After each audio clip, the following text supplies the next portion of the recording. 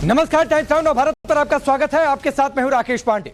शाम के 5 बजने वाले हैं। वक्त हो गया है देश के सबसे पसंदीदा डिबेट शो राष्ट्रवाद का। राष्ट्रवाद यानी देश से बढ़कर कुछ नहीं।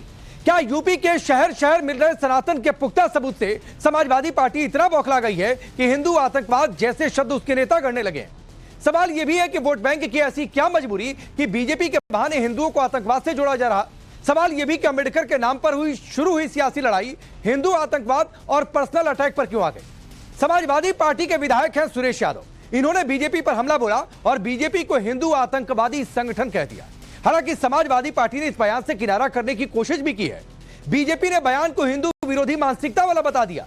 बयान पर विवाद हुआ तो सुरेश यादव ने यू टर्न भी ले लिया। कह रहे मैंने बोला ही नहीं, जबकि साउंड बाइट है तो असल बयान क्या है सुनवा ही देते कम से कम। वहीं कांग्रेस नेता प्रियंका खड़गे ने अमित शाह के खिलाफ अपमानजनक टिप्पणी की है। अब सवाल है कि आखिर यह कैसा तुष्टीकरण है, कब तक सनातन पर इस तरह आक्रमण होगा। आज इसी मुद्दे पर डिबेट, लेकिन पहले इस रिपोर्ट को देखिए।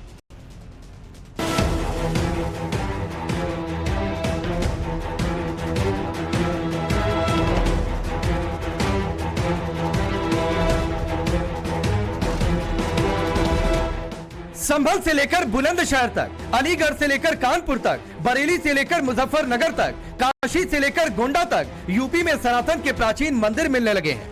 कई जगहों पर मंदिर खोले गए हैं, कहीं कुओं की खुदाई हो रही तो कहीं पर मिले मंदिरों को खोलने की मांग तेज होने लगी है। अब संभल के चंदौसी इलाके में खुदाई के दौरान प्राचीन बावड़ी मिली है। बावड़ी 200 साल पुरानी बताई जा रही है। बावड़ी को खोदा जा रहा। इससे पहले कल पुरातत्व विभाग की टीम कल्की विष्णु मंदिर परिसर पहुंची और वहां कल्की विष्णु मंदिर में पुराने कुएं का जायजा लिया। इस कुएं का जिक्र स्कंद पुराण में भी है। इस बीच बुलंदशहर में मुस्लिम मोहल्ले में एक प्राचीन मंदिर मिला है।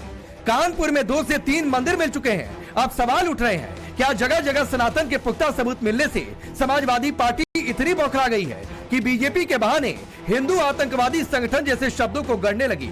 बाराबंकी के सदर से विधायक सुरेश यादव का बयान सुनिए, जिसमें वो बीजेपी को हिंदू आतंकवादी संगठन बता रहे हैं।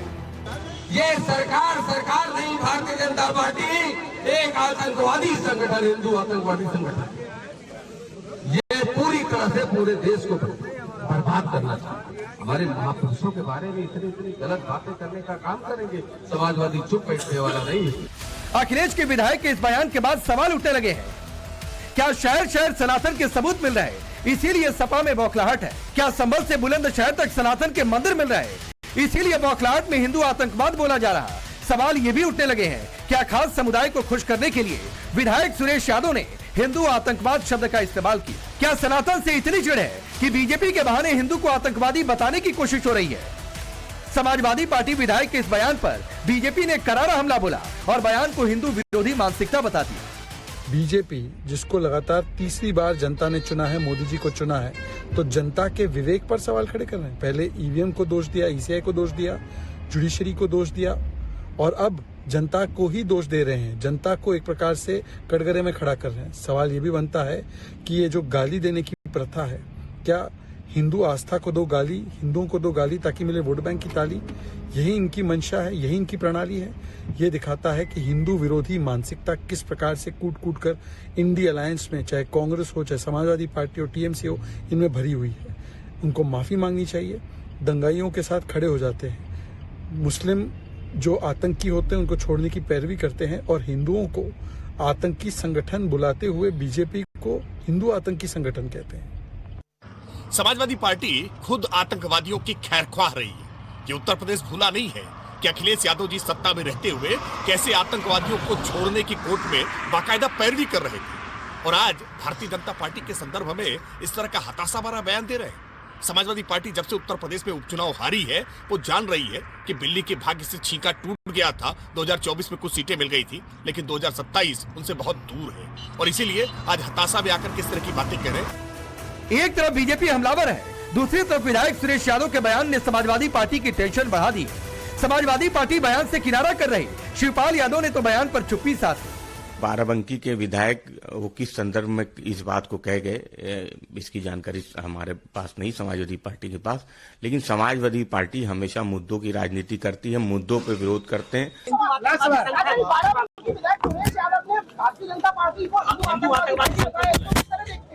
इसने बोला, मैं हर चाहे किसी भी धर्म को लेकर के राजनीति की जाती हो, समाजवादी पार्टी और हम सभी लोग उसकी निंदा करते हैं। हम लोगों का दायित्व है जनप्रतिनिधि बन के लोगों की समस्याओं को उठाना, उनकी बातों को उठाना, ना कि जाति धर्म के आधार पर लोगों को बांटने का काम करना। हम लोगों को जो जिम्मेदारी दी है जनता ने, हम लोग उसको निभाएं तो मैं समझता हूं जनता का उद्धार और इस प्रदेश, इस देश का उद्धार हो सकेगा। तो उनका इस बयान किस तरह से आप देख रहे हैं? निंदनीय है, जैसा मैंने कहा, निंदनीय बयान।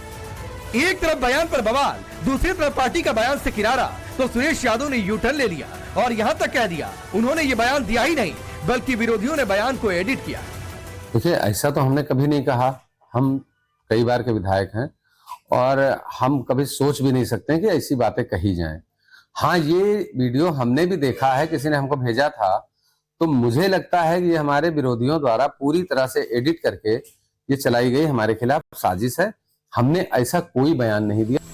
लेकिन सनातन के खिलाफ समाजवादी पार्टी की तरफ से ऐसी बयानबाजी कोई नई बात नहीं है। इससे पहले भले राम मंदिर का मुद्दा हो, राम मंदिर प्राण प्रतिष्ठा की बात हो या फिर रामचरितमानस की बात हो, समाजवादी पार्टी के नेताओं ने इस तरह की बयानबाजी की है। संभल में मंदिर मिलने पर भी समाजवादी पार्टी नेताओं ने इसे देश के खिलाफ सौहार्द बिगाड़ने की बात कही।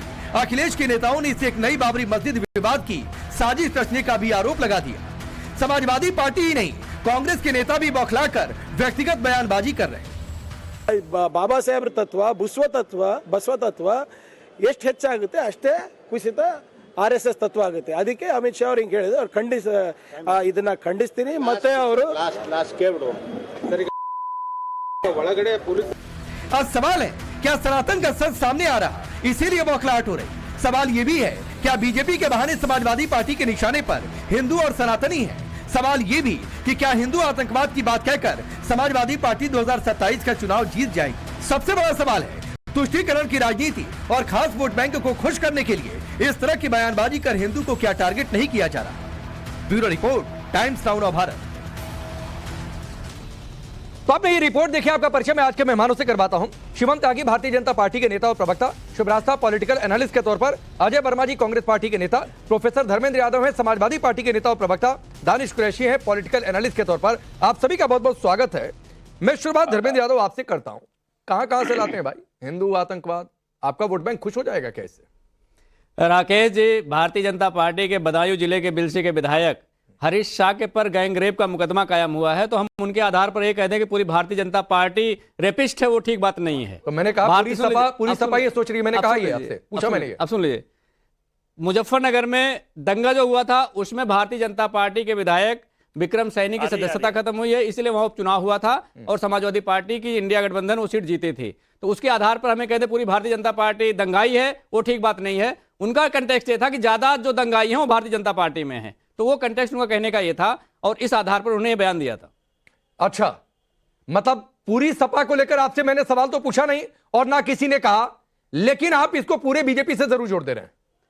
फिर मैं कह रहा हूं, किसी स्टेटमेंट को जनरलाइज करके नहीं देखा जा सकता है। नहीं, एक सहमति दिखती है धर्मेंद्र यादव। नहीं, आपके गठबंधन में कोई सनातन को कुष्ठ बीमारी बता देगा, कोई सनातन को लेकर कुछ कह देगा। ये जो सबूत मिल रहे हैं संभल में, कानपुर में, वाराणसी में, झांसी में, अलग अलग जगहों पर, इससे इतनी बौखलाहट है कि अपने वोट बैंक को मैसेज देना है तो हिंदुओं को आतंक से जोड़ दो। भारतीय जनता पार्टी की समस्या ये है कि भारतीय जनता पार्टी का अगर भारतीय जनता पार्टी की समस्या भी मत गिनाइए। अभी आपसे सवाल पूछ रहा हूं सर, उसका जवाब दीजिए। वहीं आ रहा हूं। भारतीय जनता पार्टी की समस्या बाद में बता दीजिए। वहीं आ रहा हूं। भारतीय जनता पार्टी में अगर कोई दंगाई है, भारतीय जनता पार्टी में कोई बलात्कारी है, कौन है दंगाई? विक्रम सैनी। कोर्ट ने साबित कर दिया। विक्रम सैनी कोर्ट ने साबित कर दिया, सदस्यता खत्म कर दिया, उपचुनाव हो गया, हमने जीत लिया। अब क्या कहोगे? बलात्कारी, मैंने हरीश शाह का उदाहरण दिया आपको। उसके अलावा आपने देखा होगा कि हाथरस में अपना भी तो गिनाइए। सुन लीजिए, अब भारतीय जनता पार्टी जब घिरने लगती है, फंसने लगती है, तो उसे एक हिंदुत्व का बहुत बड़ा शेल्टर मिलता है। वो चाहती है कि हम हिंदुत्व में अपनी नाकामी को छुपा दें। ये भारतीय जनता पार्टी की प्रॉब्लम है। एक बात बताइए धर्मेंद्र यादव, जितनी आसानी से सुरेश यादव ने कह दिया और अब पलट भी रहे हैं कि भाई मैंने तो बोला ही नहीं, तो असली वाला भी सुना देते। आपकी या मैं किसी की कह रहा हूं जो हिंदुओं को आतंक से जोड़ दे, किसी भी धर्म को आतंक से नहीं जोड़ना चाहिए, लेकिन आपकी उन्हीं नेता में क्या इतनी हिम्मत है कि हिंदू के अलावा किसी दूसरे धर्म को आतंक से जोड़ दें?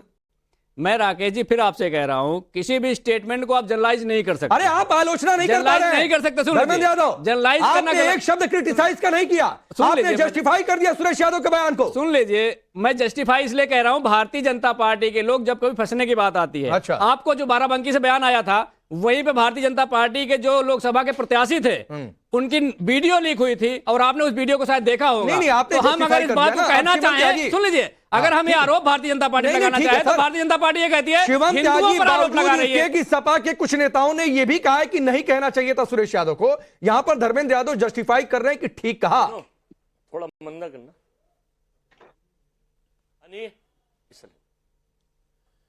देखिए राकेश जी, आप पहले दिन से देख रहे होंगे, जिस दिन से संभल में जो है मंदिर का प्राकट्य हुआ है, जिस दिन से संभल में जो है मंदिर निकले हैं, जिस दिन से संभल में जो है 19 कुएं निकले हैं, जिस दिन से संभल में वहां की जो शाही, जिसको जामा मस्जिद कहा जाता है, वहां पर भगवान की मूर्तियां निकली हैं, दीवारें निकली हैं, सर्वे हुआ है, जिस दिन से वहां हनुमान मंदिर निकला है, समाजवादी वाली जो नेता हैं, उनकी जो पार्टी है, उनके पैर उखड़े हुए हैं, उनको ये बर्दाश्त नहीं होता। आपने देखा होगा कि संभल की चर्चा में किस तरीके से अखिलेश यादव ने खास तौर पर सिर्फ मुस्लिमों की बात की और कहा कि मुस्लिमों को दूसरे दर्जे का नागरिक बना दिया गया है, इस देश में उनके ऊपर अत्याचार हो रहे हैं। वही बातें जो हैं उनके आज विधायक कह रहे हैं। वो अगर भारतीय जनता पार्टी को जो एक हिंदू आतंकवादी संगठन अगर वो कह रहे हैं तो अखिलेश यादव के कहने पर कह रहे हैं। आज अगर जो है धर्मेंद्र यादव इस तरह की बातों को रिपीट कर रहे हैं तो वो अखिलेश यादव के शय पर बात कर रहे हैं, क्योंकि दर्द इस बात का है कि अगर मंदिर वहां पर प्रकट हुए हैं, मंदिर वहां पर निकले हैं, मंदिर वहां पर है, ये बात साबित होती है तो अब इनको बर्दाश्त कैसे हो, तो अपने वोट बैंक को खुश कैसे करें। उस दौरान में हिंदुओं को आतंकवादी कह दो, भगवा को आतंकवादी कह दो, कुष्ठ रोगी कह दो, आदरणीय गृह मंत्री जी को गाली दे दो, आदरणीय प्रधानमंत्री जी को गाली दे दो, कोई भी कमी किसी भी तरह से रहनी नहीं चाहिए। अपना वोट बैंक खुश रहना चाहिए, चाहे उसके लिए इस देश के बहुसंख्यक को 100 करोड़ को गाली क्यों न देनी पड़े। उससे बड़ा एक सवाल है, एजेंडा साफ है कि अपना उससे वोट बड़ा बैंक एक सवाल है और इशारा कर रहे हैं धर्मेंद्र यादव। तो धर्मेंद्र यादव आप जवाब दीजिएगा, लेकिन एक सवाल ऐड कर देता हूं। बीजेपी को 240 सीटें मिली, इस देश की जनता ने वोट किया, तीसरी बार सत्ता में पहुंचाया, तो बीजेपी को आतंकी संगठन बोलेंगे, मतलब इस देश की जनता ने एक आतंकी संगठन को कह दिया कि देश चलाओ, तो क्या यह वोटर्स का अपमान नहीं है? उत्तर प्रदेश में समाजवादी पार्टी 37 सीट जीती है और भारतीय जनता पार्टी से ज्यादा जीती है। तो उत्तर प्रदेश में उत्तर प्रदेश की जनता, चाहे वो हिंदू हो, चाहे मुसलमान हो, सिख हो, ईसाई हो, बौद्ध हो, पारसी हो, हर धर्म के लोगों ने अपनाया है समाजवादी पार्टी को उत्तर प्रदेश में और देश की तीसरी सबसे बड़ी पार्टी बना दिया। 37 के अलावा बाकी सीटें आतंकियों को चली गई हैं। सुन लीजिए, ये जनता का प्यार है और जनता का समर्थन है। शिवम भाई जो कह रहे हैं, आदरणीय गृह मंत्री जी, ठीक बात है, लेकिन गृह मंत्री जी ने इस देश में जो सबसे बड़ी गाली हो सकती है, बाबा साहब डॉक्टर भीमराव अंबेडकर को सदन की पटल पर, यानी कि लोकतंत्र के मंदिर में जाकर के गाली दे दिया और उस पर शिवम त्यागी कभी माफी में नहीं मांगेंगे और देश के गृह मंत्री माफी में नहीं मांगेंगे। आज लोकतंत्र जितना शर्मसार हुआ है भारतीय जनता पार्टी गृह मंत्री द्वारा, उसकी बात नहीं होगी ना। धर्मेंद्र यादव, आप बीजेपी की 10 समस्याएं गिनाइए, उनको एक्सपोज करिए, करते रहिए, आपका काम भी है, लेकिन आपसे पूछ रहा हूं कि 240 सीटें बीजेपी को मिल गई, तो क्या ये आप आतंकी संगठन बोल रहे हैं, तो क्या ये हिंदुस्तान के वोटर्स का अपमान नहीं? आप इस पर बोलने को तैयार नहीं है। हिंदुओं को आतंक से जोड़ रहे हैं, आप इस पर बोलने को तैयार नहीं है। आप क्या किसी दूसरे धर्म को आतंक से जोड़ने की आपकी हिम्मत हो सकती है? आप इस पर बोलने को तैयार नहीं है। 37 सीटें आपको मिली, आप गिनवा रहे हैं, लेकिन बाकी सीटें क्या आतंकियों को दे दी यूपी की जनता ने? आप इस पर बोलने को तैयार नहीं है। मैंने आपसे कहा किसी भी स्टेटमेंट को जनरलाइज करके नहीं देखा जा सकता है। अरे पहले क्रिटिसाइज करिए भाई, जनरलाइज क्या होता है? अब सुन लीजिए, जनरलाइज स्टेटमेंट को आप ये तर्क देंगे कि जनरलाइज नहीं, एक केस में भी आप जस्टिफाई कर सकते हैं क्या? मैंने आपको बताया, मैंने भारतीय जनता पार्टी में बलात्कारी का उदाहरण बताया, मैंने दंगाई का उदाहरण बताया, मैंने सुनिए, मैंने दंगाई का उदाहरण बताया, आपकी पार्टियों का गिनवाए, बेटी जलाने का उदाहरण बताया मैंने। धर्मेंद्र यादव, आपकी पार्टी का गिनवाए, क्या स्थिति थी कानून व्यवस्था की? अरे आप मुझे बता दीजिए, आज क्या हालत थी कानून व्यवस्था पे बात कर लीजिए। उसी के दम पर आपकी महिला अपराध में उत्तर प्रदेश नंबर 1 है कि नहीं है? वापस आएंगे, अभी नहीं ठिकाना पता चला। महिला अपराध में उत्तर प्रदेश नंबर 1 है कि नहीं, बता दीजिए। साइबर अपराध उत्तर प्रदेश नंबर 1 है कि नहीं, बता दीजिए मुझे। दलितों के खिलाफ अपराध उत्तर प्रदेश नंबर 1 है कि नहीं, बता दीजिए। बेटियों के साथ अपराध उत्तर प्रदेश नंबर 1 है कि नहीं, बता दीजिए। कानून व्यवस्था के नाम पर आपकी सरकार चली गई थी, जेलों से सत्ता चला करती थी। अरे भारतीय जनता पार्टी के रेकेट जो है, शिवम त्यागी रिप्लाई करेंगे। ठीक है सर, ठीक है सर। शिवम त्यागी 100 बात की एक बात है और ताल ठोक के कह रहे हैं कि भाई हम तो कहेंगे बीजेपी को आतंकी संगठन। जी बस मैं तो कहता हूं इस देश में ये बीजेपी को आतंकवादी संगठन थोड़ी ना कह रहे हैं। भारतीय जनता पार्टी को इस देश ने तीसरी बार लगातार जो है सत्ता दी है, तीसरी बार आदरणीय प्रधानमंत्री जी को प्रधानमंत्री बनाया है। वो इस देश के 100 करोड़ हिंदुओं को और वोटर्स को आतंकवादी कह रहे हैं। वो इस देश में भारतीय जनता पार्टी से जुड़े हुए विचारधारा वाले जितने भी लोग हैं वो सबको आतंकवादी कह रहे हैं। खैर नया है भी नहीं, हिंदुओं को तो ये वैसे ही हमेशा से आतंकवादी मानते हैं, दूसरे दर्जे का नागरिक ये मानते हैं। उनको लगातार कोई भी गाली देने का अगर नंबर आए तो छोड़ते नहीं। बाबा भीमराव अम्बेडकर पर सिर्फ एक ही चीज कहना चाहता हूं, इनको गृह मंत्री जी की बात का बुरा लग रहा है। और जब इन्हीं की पार्टी में खड़े हुए आजम खां कहते थे कि बाबा भीमराव अम्बेडकर जी सबसे बड़े भूमाफिया हैं, उस पर माफी मांगी क्या आज तक? या एक सवाल जवाब उठाया हो या कुछ कहा हो? नहीं कहा ना। अपनी पार्टी में इस तरह के भाषण देकर आपके नेता चले जाते हैं, आज तक एक सवाल जवाब नहीं किया, माफी मंगवाई क्या? या अखिलेश यादव ने माफी मांगी क्या? उस पर नहीं मांगी। अमित शाह ने गलत किया कि नहीं किया? किस तरीके का अमित शाह ने गलत किया कि नहीं किया? गाली देकर गलत किया कि नहीं किया? कभी माफी मानो ना गलत किया है, माफी मान लो गलत किया है ना, मान लो गलत किया अमित शाह ने। ये दौरा चले तो दौरा मानकर नहीं चलेगा। बराबर में खड़े होकर आजम खां से अपमान करवाते हो, देश की सबसे बड़ी दलित नेता का अपमान करवाते हो। आप जैसे लोग से मारने की कोशिश करते हो, दलित नेता नहीं, संविधान के निर्माता, संविधान के शिल्पकार, इस देश को एक नई दिशा देने वाले महान नेता बाबा साहब डॉक्टर भीमराव अम्बेडकर का अपमान करने से आप नहीं चुक रहे हैं। इससे पता चलता है कि आपकी मानसिकता मैं आगे बढ़ रहा हूं, किसके लिए काम करते हैं। नहीं मैं आगे बढ़ रहा हूं। धर्मेंद्र यादव, ये आपके सारे तर्क पर जस्टिफाई होते जब आप आजम खान की आलोचना कर देते हैं। आजम खान पर आप चुप रहेंगे, अमित शाह पर हल्ला बोलेंगे, तो हम गाली देंगे तो ठीक है, आप गाली देंगे तो मुद्दा बनाएंगे। तो ये नहीं डबल स्टैंडर्ड चलता है। अजय वर्मा जी, प्रियांक खड़गे ने जो कुछ अमित शाह को लेकर कहा, यही सोच है क्या पूरी कांग्रेस पार्टी की?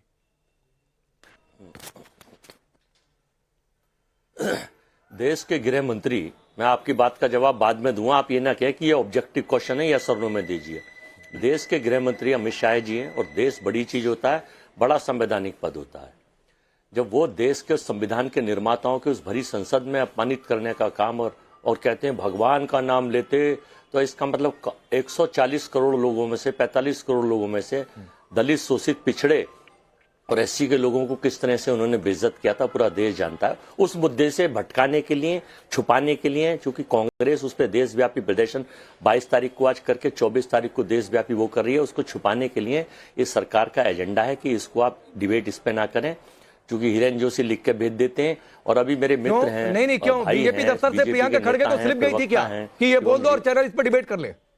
बीजेपी दफ्तर से गई थी प्रियंका खड़गे को स्लिप? वो पूछ लेंगे, आप प्रवक्ता ना बनो, वो पूछ लेंगे। नहीं मैं प्रवक्ता नहीं बन रहा हूं, मैं सवाल पूछने वाला बन रहा हूं और आप मेरी भूमिका मत है कि तय किया करिए। और अगर आपने नहीं पूछा है तो अजय वर्मा जी, आपको पहले प्रियंका खड़गे से पूछकर आना चाहिए था कि आपने अपने मन से बोल दिया कि बीजेपी दफ्तर से आपको स्लिप आई थी, ये पूछकर आना चाहिए था ना। दूसरी चीज और बताता हूं मैं। अभी ये कह रहे थे कि तीसरी बार सरकार ने चुना है। बशर असद को भी सीरिया का चुना था, हिटलर को भी तीसरी बार चुना था, जिनपिंग को भी कई बार चुन चुके हैं, पुतिन को भी कई बार चुन चुके हैं। ये चुनना बनना ये सत्ता का पार्ट है, बनते रहते हैं, चलते रहते हैं। तो आने नहीं तो आपके पहले के 75 साल की भी तुलना नहीं ठीक है दिया। अब 20 शुभ्राज साहब जो तर्क दे रहे हैं अजय वर्मा, तो इनके शुरू के 70 सालों की तुलना भी इसी तर्क पर कर लिया जाए कि तब भी जनता ऐसे ही चुन रही थी जैसे बशर अल असद को चुना, जैसे दुनिया के दूसरे तानाशाहों को चुन लिया। और भी तो, अरे भाई और भी तो बताऊं मैं थोड़ा सा। पांडे जी और भी तो बताऊं, मैं इनके बीच में नहीं बोला था, और भी सुन लीजिए। चलिए 30 सेकंड और बोल लीजिए, शुभ्राज के पास यही सवाल लेकर जाऊंगा कि अखिलेश अभी ये कह रहे थे कि अखिलेश यादव भाजपा के सबसे बड़े नेता हैं, तो मोदी जी सबसे बड़े नेता हैं बीजेपी के। इन्होंने कहा जो विधायक इनका यादव है वो अखिलेश यादव के कहने से बोला, भाजपा के सबसे बड़े नेता तो इसका मतलब संसद में अजय वर्मा जी आप ठीक कह रहे हैं क्या? अखिलेश यादव भाजपा के सबसे बड़े नेता हैं, क्या बोल रहे हैं? समाजवादी भाजपा बोल गए भाई, सब ठीक है ना? समाजवादी पानी पी लीजिए। आप ये कह रहे थे शिवम, नहीं हो सकता है, नहीं समाजवादी के देखिए अब ये जो है, इसका मतलब नरेंद्र मोदी जी जो कहलवाते हैं, इसका मतलब कुलदीप सेंगर ने बलात्कार नरेंद्र मोदी बात है भाई, कितना जस्टिफाई करेंगे अजय वर्मा जी? नरेंद्र मोदी जी की वजह से आप जितना जस्टिफाई करेंगे उतनी मैसेजिंग जाती है पब्लिक के बीच में कि आप सनातन विरोधी हैं। एक लाइन में बात खत्म की, आलोचना करते थे कि सुरेश यादव को नहीं बोलना चाहिए था, लेकिन शुभ्राज ऐसा करने में अजय वर्मा को बड़ी दिक्कत हो रही है, जनता को बड़ी दिक्कत हो रही है। और फिर क्या 70 सालों की तुलना भी वैसे ही कर ली जाए जैसे तुलना इन 3 टर्म की कर रहे हैं अजय वर्मा जी? शुभ्राज जी, इस तरीके के जो गैर जिम्मेदार बयान देते हैं अजय वर्मा जी, मुझे नहीं लगता कि इनकी अपनी पार्टी भी इनके बयान से सहमत होगी। इसलिए क्योंकि जब एक जनतांत्रिक देश में लोकतांत्रिक तरीके से चुनाव हो रहे हैं, जनता चुन रही है, और उसके बाद ये कह देना कि ये नॉर्थ कोरिया जैसा माहौल है और बशर अल असद का एग्जाम्पल लेकर के अगर ये आते हैं, तो आप बेसिकली देश की जनता का अपमान कर रहे हैं। और इन्हीं सब इसी सब बयानबाजी की वजह से आज जनता कांग्रेस पे भरोसा ही नहीं कर पा रही। और ये लोग कितना भी एड़ी चोटी का जोर लगा लें, एक दूसरे के बीच में इंटरनल कंपटीशन करवाने की कौन अच्छा वक्ता, किसने किससे ज्यादा अच्छा बोला संसद में, इसके बियॉन्ड इनकी राजनीति नहीं चल पा रही है। देखिए राकेश जी, आज जिस विषय पर आपने डिबेट रखी, समाजवादी पार्टी के नेता के बयान को लेकर के जो रखा, देखिए एक चीज तो साफ है कि पहले यही कांग्रेस पार्टी थी जिनका शीर्ष नेतृत्व हिंदू आतंकवाद पे संगोष्ठियां करता था और सीना तान करते थे ये लोग, और हिंदू समाज डरा हुआ, सहमा हुआ, दुबका हुआ अपने कॉकसेस में बात रखता था। आज उसी समाज में ये परिवर्तन आया है कि समाजवादी पार्टी के उस नेता को ऑन रिकॉर्ड आकर बोलना पड़ रहा है कि मेरा वीडियो एडिटेड है। ये एक बहुत बड़ी घटना है, और मुझे लगता है कि इसको जो ऐतिहासिक रूप से जो सत्ता परिवर्तन होने के बावजूद जो एक सामाजिक परिवर्तन की बात है, ये उस सामाजिक परिवर्तन से इसको जोड़े जाने की बात है। आज प्रोफेसर धर्मेंद्र यादव यहाँ कुछ भी कह ले, वो इस बात से नहीं इनकार सकते कि उनके जो नेता हैं, जिनके बयान को लेकर के आज आपने ये डिबेट किया, उनके बयान को सार्वजनिक होने के बाद उन नेता की भी हालत खराब हो गई। वो भी अपने इलेक्टोरेट के बीच में जाने में कतरा रहे हैं, और इसी वजह से उस वीडियो को एडिटेड बताया गया। आज तो तमाम इतनी टेक्नोलॉजी है, ये मजेदार है ना कि वो कतरा रहे हैं, कह रहे हैं कि एडिटेड है, लेकिन यहाँ पर धर्मेंद्र यादव जस्टिफाई कर रहे हैं, यहाँ पर अजय वर्मा जस्टिफाई कर रहे हैं। नहीं तो ये तो इनकी जो इंटरनल राजनीति है, हिंदुओं से नफरत की जो राजनीति है, इसी वजह से तो आज ये वहां है जहां पे बैठे हुए हैं। ये आपस में एक दूसरे का पीठ सहला सकते हैं, कह सकते हैं कि आपने विधानसभा चुनाव जीत लिया, आपने फलाना चुनाव जीत लिया, आपने इस पर्टिकुलर बाई इलेक्शन में झंडे गाड़ दिए, लेकिन ओवरऑल देश की जनता इनकी ना राजनीति समझ रही है, ना उनके राजनीति को दानिश, ठीक है शुभ रास्ता आता हूं। दानिश, एक बात अपने दिल पर हाथ रख के बताइएगा और बहुत ईमानदारी से बताइएगा। जिस तरीके से पहले सैफरन टेररिज्म की बातचीत हुई है, जैसे सनातन को गालियां दी गई हैं, अभी जिस तरीके से सुरेश यादव जनाब ने बोल दिया, अगर ऐसा किसी और दूसरे धर्म के साथ होता तो क्या होता? देखिए, दो चीजों को मिक्स करना राकेश जी मैं मुनासिब नहीं समझता। राजनीतिक पार्टी ने सीधा सीधा बाकी के पूरे मजहब के ऊपर बोला है, उससे मैं इत्तेफाक नहीं रखता हूं, जैसा कि कांग्रेस और उसकी समर्थक पार्टियों ने हिंदू धर्म और सनातन धर्म के ऊपर कहा है। लेकिन जहां तक बात है, रेडिकलाइजेशन दिन प्रतिदिन बढ़ता जा रहा है, और हर समाज में बढ़ रहा है, हिंदू में बढ़ रहा है, मुसलमान में बढ़ रहा है, बाकी सारे लोगों में भी बढ़ रहा है। सवाल आके यहाँ यही खड़ा है कि इसको लार्जर लेवल पे जिस तरीके से रिप्रेजेंट किया जाए, वो महत्व की बात है। हमने इस देश में ऐसा भी तो हिंदू देखा है ना, जो ये कहता है कि 20 लाख मुसलमानों को खत्म कर देंगे हम, तो क्या वो हिंदू नहीं है? आप बताइए। तो सवाल आके यही खड़ा रहेगा ना। हम ये नहीं कह सकते कि हिंदू समाज खराब है, लेकिन वो व्यक्ति तो खराब है, उसामा बिन लादेन खराब, तो व्यक्ति कहिए ना, कहना पड़ेगा उस व्यक्ति की बात करिए ना। दानिश, आपसे एक लाइन मैंने सवाल ये पूछा था कि भाई अगर किसी दूसरे धर्म को लेकर इस तरीके की बातें और इतनी बार हो गई होती तो क्या होता? आप कहेंगे तुलना मत करिए। क्यों तुलना नहीं करिए भाई? क्यों तुलना नहीं करिए?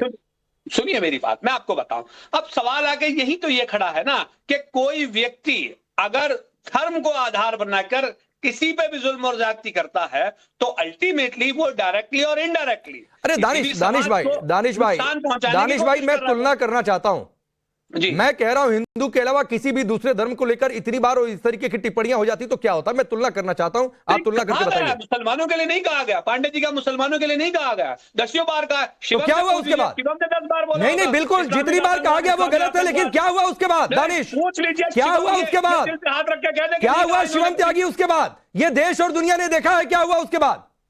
देखिए शिवम त्यागी, तो आप दोहरी बात मत करिए। आप ये कहिए कि इस्लाम के अंदर नहीं, मैं बिल्कुल दोहरी बात नहीं कर रहा हूं।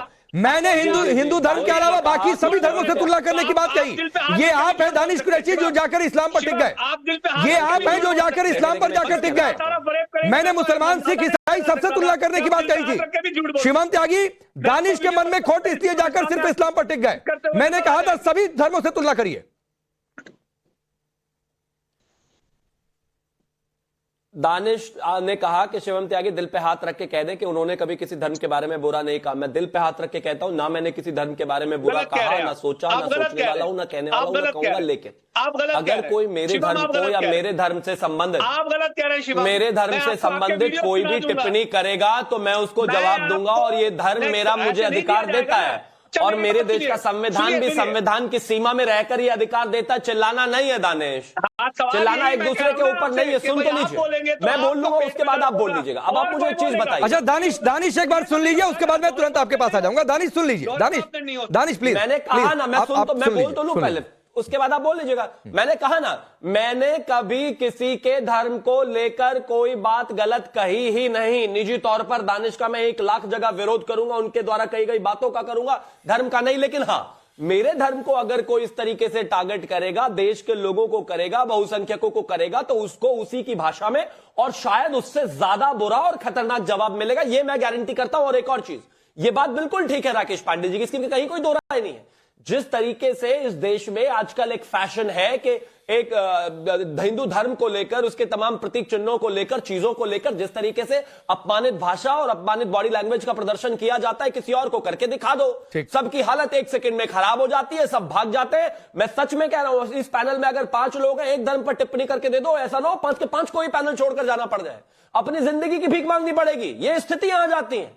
लेकिन इसका यह मतलब नहीं है कि अगर हिंदू धर्म के लोग अपने धर्म के प्रति टिप्पणी को भी सिर्फ कानूनी तौर से ही देखते हैं तो सामने वाले उनको कमजोर समझे। ठीक है, आप में अगर इतना ही दम है तो पैरेलली जैसे एक धर्म को लेकर कहते हो, दूसरे धर्म को इतने ही रैशनल बन जाओ, उतने ही विजडम ले आओ। नहीं, किसी भी धर्म पर कोई टिप्पणी क्यों करेगा? किसी भी धर्म पर कोई टिप्पणी क्यों करेगा शिवम? हिंदू धर्म पर इस तरह कर सकते हो क्योंकि आपको पता है आपको कोई कुछ कहता नहीं है। ठीक है धर्मेंद्र यादव, आप संभल में जब पत्थरबाजी हो गई तो आप लोगों का दर्द बाहर आ गया, लेकिन संभल में 46 साल से मंदिर बंद पड़ा हुआ था, कुएं बंद पड़े हुए थे, कुएं में मूर्तियां फेंकी गई थी, वो मिली। कितने लोग मारे गए, हिंदू मारे गए 1947 के बाद 200 से ज्यादा। आप लोगों का दर्द एक बार भी नहीं निकला। शहर मंदिर आ रहे हैं और पता चल रहा है कोई मूर्तियां ही गायब कर दी गई, कहीं मिट्टी में शिवलिंग दबा हुआ है। आप लोग एक बार जुबान नहीं खुलती है। राकेश जी, इतनी दिक्कत है क्या?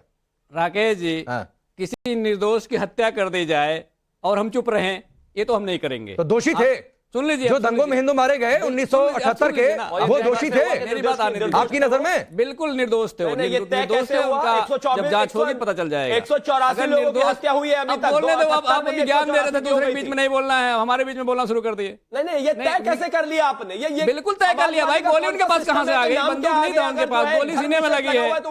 एक दर्जी का लड़का था, उसको गोली लगी है, उसकी क्या गलती है मुझे बताइए? 315 बोर का कट्टा कहां से आया? अरे पाकिस्तान से है ना, आप तो बता रहे हो ना, आपकी पार्टी प्रवक्ता तो बता ही रहे हैं, रख के तो आ गए थे वहां से, पाकिस्तान का कट्टा लाके रख दिया था। नहीं, अगर वहां पर अमेरिका से लाके रख दिया था, भारतीय जनता पार्टी के लोगों ने कट्टा भी रख दिया, 315 भी रख दिया, और जांच में उसको पकड़ भी लिया, जगह भी पता चल गई। जब आया था तब पता नहीं चला, जब बॉर्डर क्रॉस किया तब पता नहीं चला, क्योंकि सीमा पे कोई आपकी जिम्मेदारी है नहीं, कोई जवाबदेही है नहीं। जब आपको जांच करवानी थी तो लाके रखवा दिया। ये तो आपका इंटरनेशनल सरगना वाली बात है। पढ़ो लिखो, काम करो भाई, आप यही तो करते हो, क्या करते हो? आए दिन जो इकट्ठे हो जाते हैं, कोर्ट का ऑर्डर है, इकट्ठे हो जाते के हैं, बाद जस्टिफाई करने के लिए विदेश से कट्टा संभल में हुआ तो इकट्ठे हुए। क्या काम है भाई रोजाना इकट्ठे होने का? यही तो काम है आपका। और करते क्या हो आप लोग पूरे दिन? यही तो कर ही रहे हो आप लोग। क्यों? अरे मैं कह रहा हूँ कहां से आए हो? बाहर से क्यों आए? दिया सर्वे सीमा सुरक्षित नहीं है देश की, आपकी सरकार क्या कर रही है? गृह मंत्री पार्लियामेंट में जाके बाबा साहब को गाली देते हैं। अरे भाई, और सीमाएं सुरक्षित नहीं रखते हैं, किसकी जिम्मेदारी है? गुंडों को, दंगाइयों को कब तक भारतीय जनता पार्टी के दंगाई बहराइच में हिंदू की जान ले लिए, सुन लीजिए, और भारतीय जनता पार्टी के दंगाई धर्मेंद्र यादव, वो सरफराज नाम का आदमी भारतीय जनता पार्टी का सदस्य था क्या? नहीं धर्मेंद्र यादव, सरफराज नाम का आदमी भारतीय जनता पार्टी का सदस्य था, तो सदस्यता का प्रमाण पत्र दिखा दीजिए। भारतीय जनता पार्टी ने जो अजीब स्थिति है भाई। ना, जो फरीदाबाद वाला जो केस था वो हिंदू था। अब आप फरीदाबाद भाग गए। नहीं, सरफराज की बात आई तो फरीदाबाद भाग गए। फरीदाबाद वाला नहीं, सरफराज की बात आई तो फरीदाबाद भाग गए। है कि नहीं फरीदाबाद? नहीं तो बहराइच देश से बाहर है। नहीं, क्यों नहीं है? तो बहराइच देश से बाहर है। नहीं, देश में या सरफराज की बात आई तो फरीदाबाद। बोला पहले ना आपने, सरफराज की बात आई। आप बहराइच गए, मैं नहीं गया था। आप बहराइच गए थे, मैं नहीं बहराइच गया था, लेकिन सरफराज आ गया तो फरीदाबाद। मैं फिर कह रहा हूं, मैंने बहराइच का नाम सबसे पहले लिया और भारतीय जनता पार्टी के विधायक को बताया। शुभराज साहब, अरे रुकिए, और उस दंगे में शुभराज साहब बहराइच किए गए, सरफराज का नाम आया तो फरीदाबाद। फिर वही और तर्क की फरीदाबाद भी देश में है। बहराइच का और धर्मेंद्र यादव को सुनिए, तो कह रहे हैं कि जितने एक खास धर्म के लोग होंगे वो सब निर्दोष होंगे और एक दूसरे धर्म से होंगे तो वो सब दोषी होंगे। इनका कॉन्सेप्ट बहुत क्लियर है, हिंदू है तो दोषी है। जी, इनका कॉन्सेप्ट बहुत क्लियर है, ये तो मैं शुरू से कह रही हूं। मैं ये कह रही हूं कि क्या देश के लोग और प्रदेश के लोग, उत्तर प्रदेश के लोग, क्या समाजवादी पार्टी की इस क्लैरिटी से इत्तेफाक रखते हैं? सवाल सिर्फ इतना है, क्योंकि ये आज की राजनीति नहीं है, ये राजनीति इनके यहाँ बहुत पहले से चली आ रही है। इसमें इत्तेफाक रख रहे हैं इसलिए जीत आया है। आप जैसे लोग आके देश को गुमराह करके चले जाते हैं। बेटियों के साथ जो अन्याय हो रहा है उसके बारे में बोलेंगे नहीं आप लोग। राजनीति में आप है धर्मेंद्र यादव, हम कैसे देश को गुमराह कर रहे हैं? और क्या कर रहे हैं आप बताइए मुझे, और क्या और कैसे गुमराह किया जाता है? आप क्या मेरे विचारों पे महिला अपराध नंबर 1 एक बार बोल के दिखा दीजिए टीवी पे। आप मेरे विचारों पे एनसीआरबी का आंकड़ा है, उत्तर प्रदेश महिला अपराध नंबर 1 है, एक बार बोल के दिखा दीजिए, मैं मान जाऊंगा आपको। एक सेकंड, मैं आपके कहने के अनुसार, एक सेकंड धर्मेंद्र यादव, एक सेकंड, आप इस बहुत बड़े मुगालते में हैं, आप इस बहुत बड़े मुगालते में हैं धर्मेंद्र यादव, गुंडाई मत कीजिए ना, गुंडाई मत कीजिए, दूसरे को ज्ञान दे रही है, गुंडाई मत कीजिए, क्योंकि आप जब बोल रहे थे तो मैं कुछ नहीं कह रही पार्टी ने कोई गलत काम नहीं किया। आप गुंडाई मत कीजिए, इसको कहते हैं वाचिक गुंडागर्दी। कोई गलत काम नहीं। अगर आप ये तो फिर इनको बोलने दीजिए, फिर आप क्यों बिठाते हैं मुझे? वो भी गलत नहीं है। राकेश जी, मेरे बैठने का क्या मतलब है? जब मेरा वक्तव्य भी यही देंगे। धर्मेंद्र यादव, मैं बार बार कहता हूं काउंटर करना है, 2 लाइन बोलकर चुप हो जाया करिए, सामने वाले को सुनिए। बोलिए शिवराज साहब। नहीं, जो लगातार जो बयानबाजी करते चले गए, इनको क्या लगता है, समाजवादी पार्टी के पुरुष नेताओं को क्या लगता है कि औरतें अगर इनके सामने बोले तो इनके हिसाब से बोले, जो ये बुलवाना चाहे वही बोले, ये स्टेटमेंट दे, हम हाजी हाजी करें, सच बोले? किस तरीके की राजनीति है ये? आपको दिक्कत है अपनी राजनीति से, आप आकर अपना स्टैंड क्लियर कीजिए। आप जो स्टैंड लेंगे उस पर जनता प्रतिक्रिया देगी और आपको सुनना पड़ेगा। और ये कह के आप नहीं निकल सकते कि देश की जनता को हम गुमराह कर रहे हैं। इतने सारे वोटर्स में से एक वोटर की आवाज आपको समझ में नहीं आ रही? आपको एक वोटर की आवाज गुमराह करने वाली आवाज लगती है? अगर आपके विचारों में दम है तो जाकर के जनता की अदालत में खड़े होइए ना उन विचारों के साथ, कहिए कि हाँ हम हिंदू विरोधी हैं और हम इस्लाम समर्थक हैं, सीधे सीधे जाकर कहिए। इस्लाम समर्थक होने में दिक्कत नहीं है, दिक्कत आपके हिंदू विरोधी होने में है। ठीक है, ठीक है, ठीक है। नहीं धर्मेंद्र यादव, वक्त इतना ही है, लेकिन जब भी हिंदुओं की बात आई आप कह रहे हैं दोषी हैं, एक दूसरे धर्म की बात आई तो कह रहे हैं वो निर्दोष है। ऐसा मत किया करिए सर, दोषी अपराधी का धर्म नहीं देखा जाता है, तो वो किसी भी धर्म का वो दोषी और अपराधी होगा। और बेहतर होता कि सुरेश यादव को आप क्रिटिसाइज कर दिए होते, आपकी पार्टी के कई नेता कर रहे हैं, कुछ सीख लीजिए धर्मेंद्र यादव, ऐसा नहीं कि आकर जस्टिफाई कर रहे हैं। चलिए वक्त इतना ही, आप सबका बहुत बहुत शुक्रिया।